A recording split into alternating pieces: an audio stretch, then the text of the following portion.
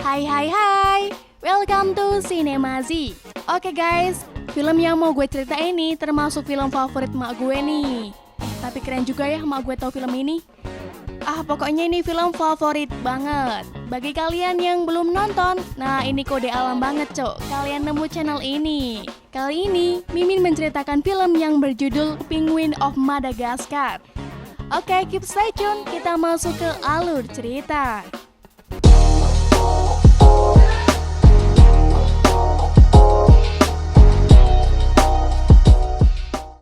Di awal film, kita dibawa ke beberapa tahun sebelumnya. Di kutub Antartika yang dingin sekali seperti sikapmu, kita melihat ada banyak sekali sekumpulan penguin, di mana para penguin itu peri yang suka bermain dan menari. 3 penguin kecil keluar dari barisan dan mempertanyakan kemana dan untuk apa mereka berbaris. Di saat penguin lain tidak memperdulikannya, 3 penguin kecil ini bernama Skipper, Kowalski, dan Rico.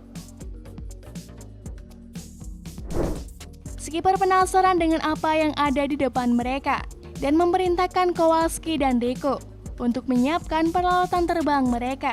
Yang ia maksud adalah sayap mereka yang ternyata tidak bisa dipakai untuk terbang. Saat sedang sibuk mengobrol, tiba-tiba sebuah telur menggelinding ke arah mereka dan membuat mereka terjatuh. Skipper mempertanyakan, kenapa tidak ada yang mempedulikan telur itu? Lah bodoh amat, itu telur siapa? Skipper menolak untuk mengikuti hukum alam dan meluncur mengejar telur itu sendirian. Yuk, debuk. Ya. Melihat ada jurang di ujung jalan, Skipper kaget karena telur itu akan jatuh. Skipper pun terjatuh, namun tetapi tiba-tiba ia ditangkap oleh Rico dan Kowalski. Telur itu terjatuh namun tidak pecah, melainkan menjadi bola salju besar dan selamat mendarat di atas kapal tua.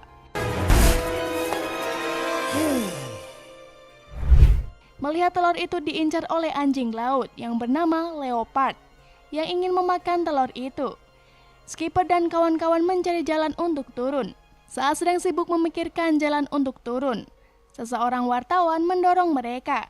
Mereka pun turun dengan cara yang sama seperti telur itu turun. Brain to obey simple voice command. Rico yang sampai lebih dulu mencapai telur itu lalu memakannya.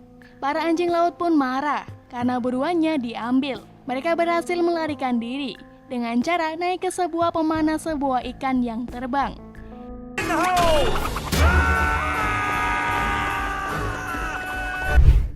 Mendarat dengan selamat dengan telurnya. Kapal itu tiba-tiba meledak. Duar, kaget dong Mimin. Terlalu senang karena berhasil. Skipper tidak sengaja menepuk telur itu.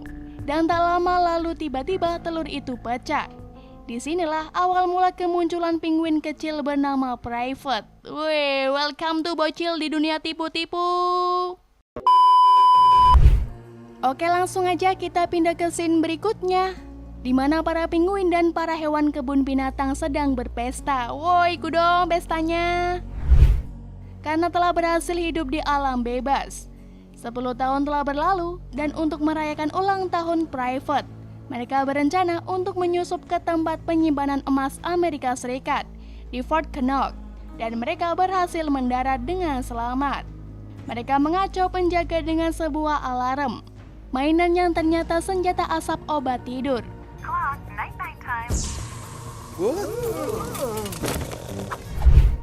Dan mereka masuk dengan mengendap-endap sampai di depan ruangan penyimpanan emas. Pintu besi itu terkunci sandi. Lalu Kowalski memutar lagu Fred and Scrooge. Oh, come on, you're kidding, right? Kentucky. Dan terbukalah pintu itu. Selamat datang di Indomaret, kawan. Yeah. Mereka pun berhasil membuka pintu besi tersebut yang berisi banyak sekali emas batangan. Bukan emas yang mereka cari, tapi Snake and Seedless.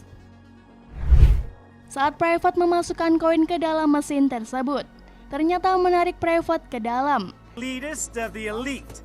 Top shelf in the bureau. Penultimate. Mesin itu juga menangkap Rico, Kowalski, dan Skipper. Ternyata di dalam mesin itu keluar tentakel membawa mereka keluar dari gedung. dan dibawa ke helikopter pergi. Bye-bye!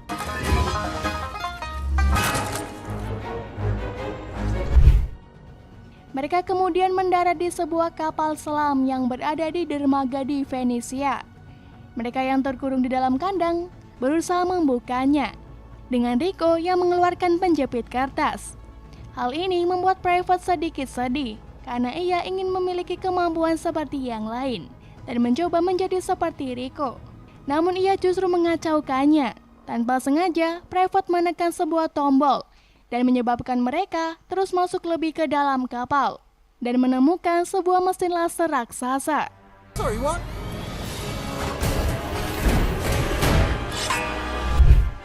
Ketika ingin menekan tombol lain, Rico, Kowalski, dan Skipper mencegahnya. Tak lama kemudian muncullah seseorang. Ia adalah Dr. Octavius Brin, seorang ahli genetika terkenal.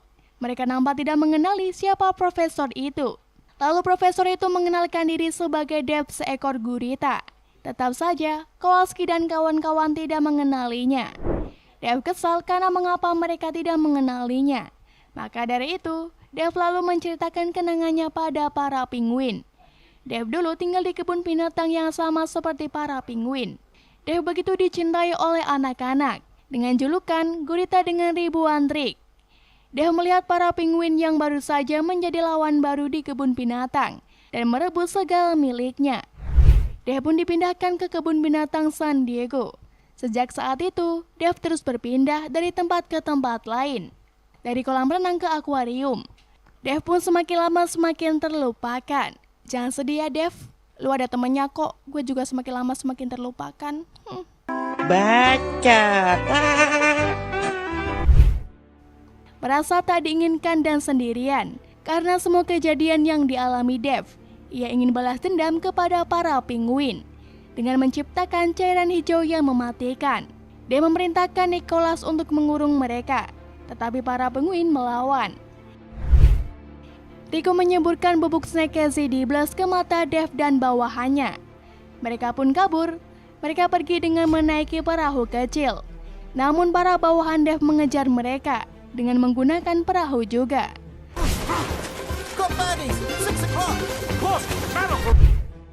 Skipper mencoba memberikan perlawanan, namun justru ia terkena serangan tinta di matanya. Hal ini membuat Skipper tidak dapat melihat dan meminta Kowalski untuk menjadi matanya. Akhirnya, sekelompok penguin itu berhasil menjatuhkan perahu para gurita.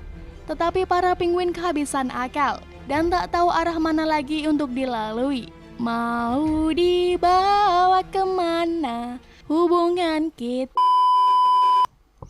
Mereka berjalan dengan membawa perahu, dengan menggunakan kayu sebagai alat berjalan. Tetapi para gurita mengambil kayu tersebut. Setelah diambil semua oleh para gurita, penguin menggunakan sebuah skuter untuk dijadikan mesin perahu mereka. Menghadapi jalan buntu dan terdapat sebuah mobil pengangkut semangka. Mereka pun terbang dengan menerjang mobil tersebut.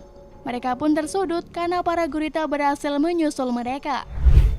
Tanpa diduga, seekor burung dan seekor beruang membantu mereka menyingkirkan para gurita.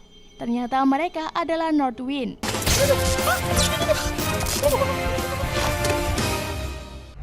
Mereka dibawa ke tempat aman. Di dalam pesawat Northwind, mereka saling memperkenalkan diri dan memberitahukan siapa mereka sebenarnya.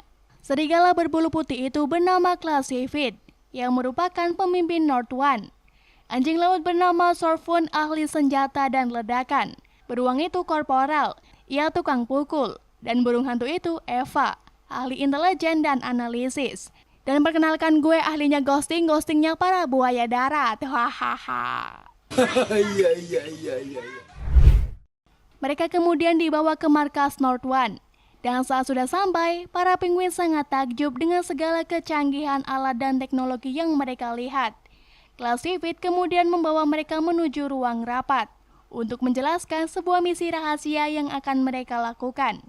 Misi ini adalah untuk menghentikan Dr. Octavius Brin yang tengah memproduksi senjata pembunuh massal yang bernama Serum Medusa. Para penguin kemudian menjelaskan tentang apa saja yang mereka tahu tentang Dr. Octavius Brin, yang merupakan seorang gurita dan memberitahu pasukan Note One jika mereka berhasil mencuri serum dari Dev. Tak lama jaringan milik Note One diretas dan menampilkan Dev yang tengah mengancam Note One akan menculik semua penguin yang ada di kebun binatang. Dan benar saja, tak lama setelah kemunculan Dev, mereka menerima laporan berbagai penguin telah hilang dari berbagai kebun binatang. The Berlin Zoo, 15 penguins missing. They've kidnapped another penguin.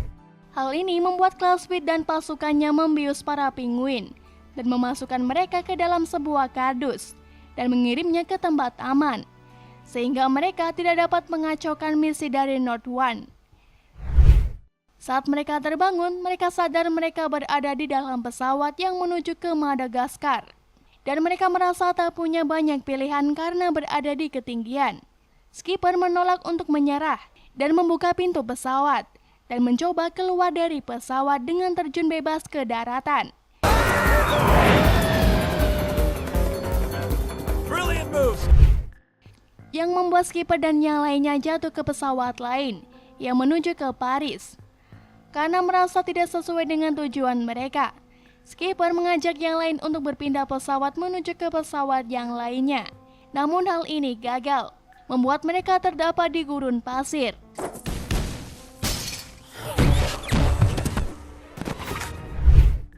Sementara itu, di kebun binatang Rio de Janeiro, Dr. Brain terlihat muncul dan mencoba untuk menangkap penguin lainnya. Tak lama, Note One pun muncul mencoba untuk menyelamatkan para penguin. Tetapi mereka terlambat karena Dr. Brain dan pasukan telah pergi. Note One menerima laporan bahwa para penguin yang mereka kirim ke Madagaskar menghilang dan tidak tahu kemana arahnya. Skipper dan teman-temannya pergi. Di sisi lain, para penguin sampai di Shanghai. Mereka langsung mencari petunjuk. Para penguin lalu melihat berita di mana banyak penguin yang menghilang dari kebun binatang di seluruh dunia.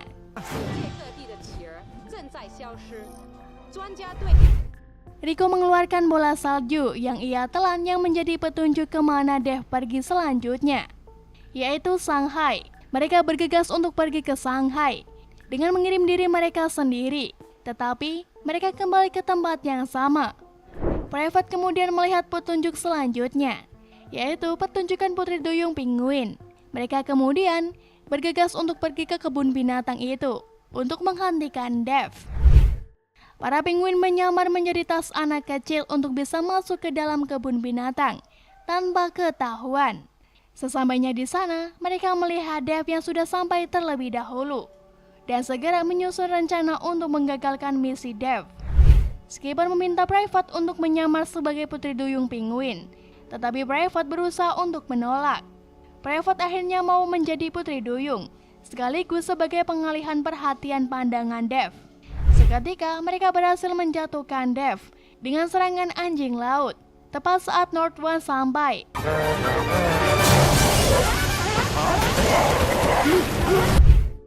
Dev yang telah terjebak dalam perangkap para penguin mencoba keluar dari sana dan berhasil kabur melalui saluran air. Bersamaan dengan itu, Private yang menyamar sebagai Putri Duyung dimasukkan ke dalam akuarium oleh petugas dan ikut terseret ke bawah saluran air.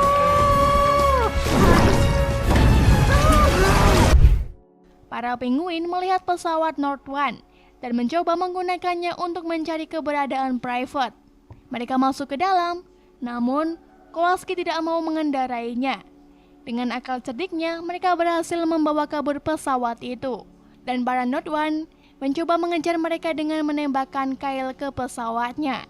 Karena kail milik Note One tersangkut ke batu karang yang besar dan membuat pesawat hilang kendali sehingga memicu mode penghancur.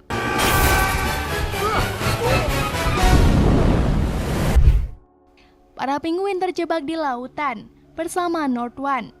Dan tak berapa lama, mereka berhasil menemukan lokasi Private dengan alat yang mereka masukkan ke dalam penguin saat mereka dibius.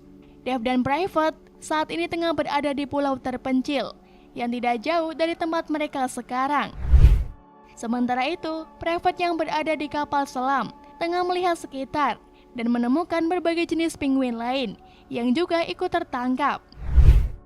Tak lama Dev muncul, memberitahukan tujuannya mengapa ia menculik mereka semua, dan mengumpulkannya di kapal milik Dev. Dev kemudian memperlihatkan kekuatan serum Medusa yang dapat merubah mereka menjadi monster.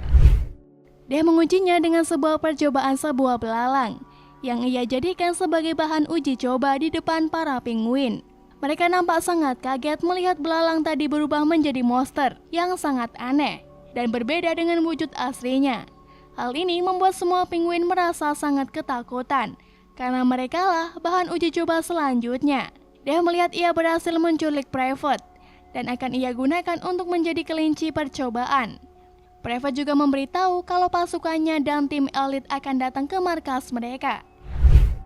Di sisi lain, para penguin dan tim North One yang mengetahui lokasi tersebut tengah mencari tahu bagaimana cara mereka masuk. Setelah cukup lama perdebatan yang terjadi antara Skipper dan Classified, mereka akhirnya sepakat untuk menyusun rencana. Skipper terlihat sangat terkesan dengan rencana yang dibuat oleh Classified. Namun ia kemudian memprovokasi Skipper bahwa kegagalannya melakukan operasi Shanghai membuat Private diculik dan tertangkap oleh Dev. Akhirnya Skipper setuju jika Northbound yang akan bertugas untuk memimpin operasi kali ini. Mereka bersama tim North One mulai menyusup ke dalam kapal untuk menangkap Dev. Dan tak berapa lama saat sudah masuk, mereka justru bertemu dengan Dev dan membuat tim North One malah tertangkap. Skipper dan yang lain lalu mencoba dengan cara mereka sendiri dengan mengalihkan perhatian para gurita. Cara konyol ini ternyata berhasil membuat mereka bisa masuk ke dalam markas Dev. Namun kesenangan mereka tak bertahan lama karena mereka langsung tertangkap oleh pasukan Dev dan dikurung dalam kandang. Dan kemudian Dev memberitahu mereka bagaimana serum Medusa ini bekerja dengan menaruh Private sebagai bahan kelinci percobaannya. Mereka kemudian mencoba segala cara agar menggagalkan Dev yang akan membunuh Private. Namun tanpa mereka ketahui, Private berhasil menghindar dari laser itu dan bersembunyi di bawah tanpa mereka tahu. Skipper dan yang lain mengira bahwa Private sudah mati karena terkena laser itu dan merasa sangat sedih karena kehilangan adik kecil mereka. Dev kemudian membawa mereka ke tempat lain guna menyiapkan lasernya untuk menguji semua penguin yang mereka culik. Private yang tengah mencari keberadaan kakak-kakaknya kemudian bertemu dengan North One dan menyelamatkan mereka terlebih dahulu. Super. Well done, Private. Good work, маленький. North One memutuskan untuk kembali ke markas sambil membawa alat dan senjata agar bisa mengalahkan Dev. Namun Private tetap ingin menyelamatkan kakak-kakaknya terlebih dahulu dan tinggal di kapal. Selanjutnya, Dr. Octavius mengembalikan semua penguin untuk menunjukkan perubahan penguin menjadi monster di hadapan orang banyak. Hal ini disambut dengan sangat meriah bagi para penggemar penguin di New York. Namun mereka semua terkejut karena yang keluar bukannya penguin, melainkan penguin monster.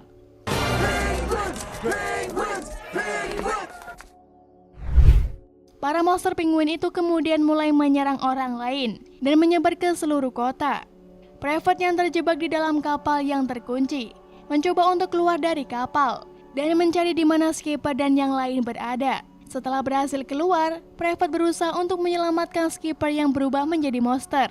Private berusaha mengubah mereka kembali dengan mengembalikan kenangan lama mereka. Hal ini akhirnya membuat Skipper sadar dan kembali seperti penguin normal. Private, you're alive. God. Mereka langsung bergegas untuk menyelesaikan apa yang telah mereka mulai. Tanpa diduga, Private justru mengorbankan dirinya untuk mengembalikan efek dari serum Medusa.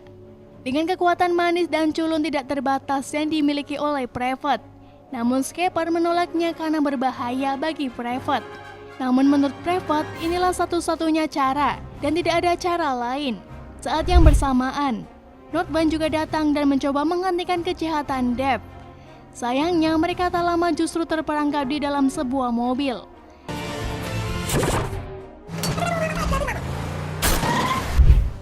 Skipper dan yang lain mencoba menangkap Dev dengan sangat kewalahan dan kesulitan karena ia adalah gurita yang sangat licik dan cerdas. Setelah cukup lama, mereka mencoba menyingkirkan Dev. Senjata laser itu kemudian mengeluarkan sinar yang begitu terang benderang kayak bulan bersinar di langit yang biru bersama bintang-bintang di langit sana.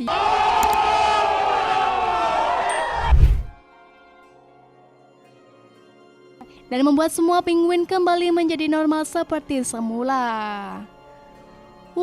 Akhirnya mereka kembali normal seperti penguin biasanya.